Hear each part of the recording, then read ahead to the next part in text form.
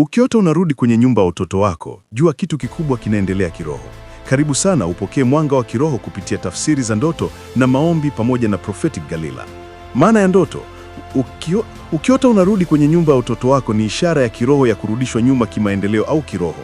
Mara nyingi ndoto hii huonyesha nguvu fulani za kifamilia, uchawi au mizizi ya kifamilia inayokufanya urudie maisha ya zamani badala ya kusonga mbele. Wakati mwingine ni onyo la Mungu kwamba kuna jambo lililobaki bila kutatuliwa katika mizizi ya ukoo wako.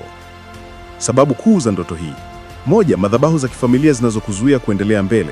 2. Roho ya kurudi nyuma, backward spirit, ikichelewesha mafanikio. 3. Laana za vizazi zinazokufanya urudie makosa ya kifamilia.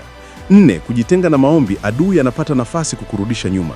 5. Kuna agano au ushikilizo wa roho ya ukoo unaokuzuia kusonga mbele. Mambo matatu ya kufanya: 1. Omba na funga siku 3 ukiomba Mungu avunje kila nguvu ya kurudishwa nyuma.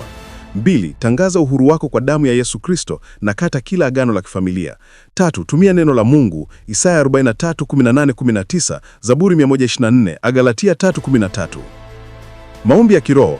Baba wa mbinguni, ninakushukuru kwa nuru yako.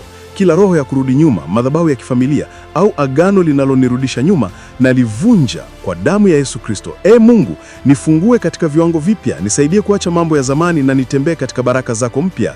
Kila nguvu ya ukoo inayonishikilia ipotee sasa kwa jina la Yesu Kristo. Amina. Labda umekuwa ukiota ndoto hii mara kwa mara na kuona maisha yako yanarudi nyuma. Usibaki kimya. Wasiliana nami kwa tafsiri za ndoto, maombi ya kiroho na ushauri wa kiimani. Namba ya WhatsApp ipo kwenye bio. Thank you, Prophetic Galila.